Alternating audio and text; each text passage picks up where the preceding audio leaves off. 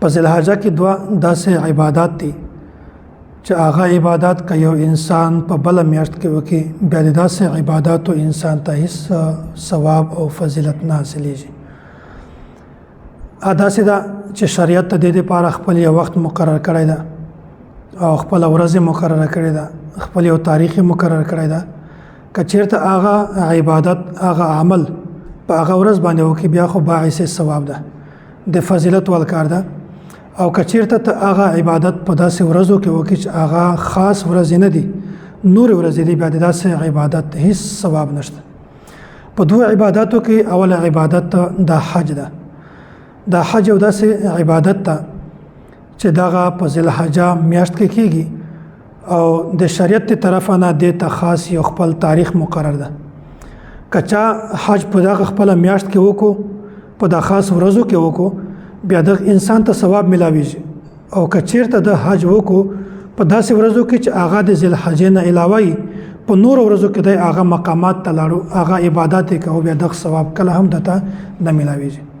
مثال دا ده د عرفات ورځ ده، یوم عرفه، په دا کې قیام دا د حاجي لپاره ضروري ده. بیا هلته دوه لمونځونه په یوه ځای باندې کوي.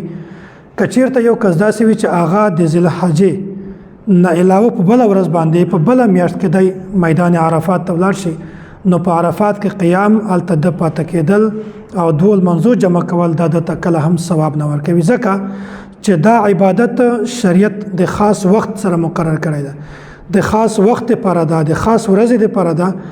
نو که چېرته په خاص موقع باندې په خاص ورځ باندې هغه عبادت وکړي بیا د یو عبادت ثواب شته. او که چېرته د یغې خاص ورځ نه علاوه په بله ورځ باندې عبادت وکړي بیا د داسې عبادت کله هم یغ انسان ته ثواب نشته. دغسې د حج په موقع باندې مزدلفې ته تګ ده، مینا ته تګ ده او نور هم فرضي ارکان دي، واجبات دي، نو دا هلته سړي ته ثواب په فایده باندې ورځي چې هغه د حج په موقع باندې وي. که چېرته په نورو ورځو باندې سړی لاړ شي جمرات هغه په کاڼي باندې وولي نو هغه هېڅ فایده نه حاصلېږي، ځکه چې دغه تعلق صرف د حج سره ده. نو په دغه میاشت کې دا یو عبادت داسې ده چې دغه تعلق صرف د میاشت سره ده. که په دغه میاشت کې تا د عبادت وکړو ثواب درته ملاویږي، که چېرته دې په بله میاشت کې دا کار وکړو نو د دې تا ته هېڅ کله هم ثواب نه ملاویږي. دومره عبادت هغه قرباني ده. په دغه میاشت کې قرباني هم یو داسې عبادت ده چې هغې دپاره هم خپله یوه میاشت، خپله ورځ، خپل تاریخ، خپل ټیم مقرر ده.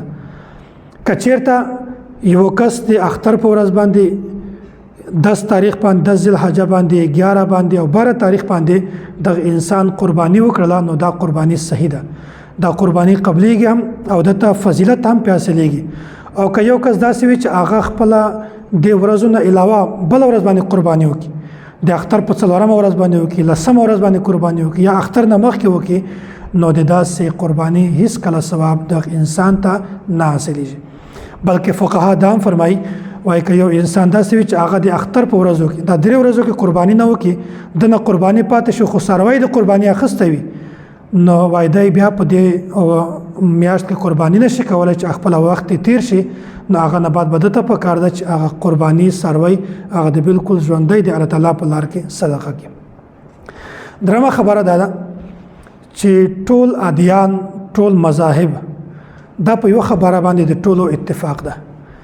اتفاق دا ده چې ګورئ هر سړي ته پکار ده چې هغه د الله تعالی عبادت وکړي. که یهودیان دي ځان ته عبادت کوي، که نصاره دي ځان ته عبادت کوي، که مسلمان دي ځان ته عبادت کوي، د هر یو مقصد دا وي چې زه الله تعالی راضي کړم.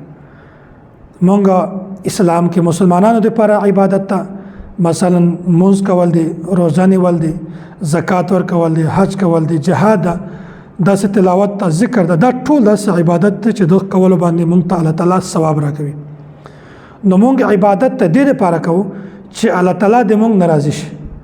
مونږ د عبادت مقصد دا ده چې الله تعالی د مونږ نه کله هم خفه نه شي، الله تعالی مونږ ته ثمرات راکړي، الله تعالی مونږ ته خپل رحمتونه را باندې را نازل کړي، الله تعالی مونږ ته یو مقام راکړي، الله تعالی د مونږ نه په دنیا کې هم په آخرت کې په دواړو جهانو کې خوشحاله شي.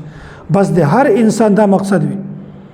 نو مونږ که چېرته موزم کوو، روزه نیسو، عبادت کوو، ذکر تلاوت هر څه کوو، قرباني کوو، مقصد به د مونږ دا وي چې مونږ نه الله تعالی راضي شي او د مونږ روح ته سکون حاصل شي، د مونږ زړه ته سکون حاصل شي ورته، او د دې په برکت سره مونږ ته په دنیا کې هم فائدہ حاصل شي او په آخرت کې هم فائدہ حاصل شي.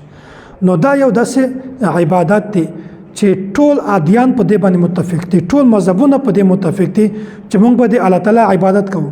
نور د الله تعالی عبادت څنګه کوو؟ د هر دین د هر مذهب ځان ته عبادت ته. نو موږ چې کله عبادت کوو د عبادت مقصد مو دا ده چې بس الله تعالی موږ راضي کو. الله تعالی موږ کله هم خفه نه کو. هغه کار وکړو چې په هغه باندې الله او د الله رسول خوشاله وي. موږ هغه کار وکړو چې په هغه باندې الله تعالی موږ ته درجات راکړي. هغه کار وکړو، هغه عبادت وکړو چې هغه په وجه باندې زمونږ زړه ته زمونږ ارواح ته سکون ملاو شي. نو بیا به ان شاء الله د مونږ قرباني هم صحیح وي، د مونږ عبادت به هم صحیح وي، د مونږ د دنیا او د آخرت دا دواړه ژوند به صحیح وي.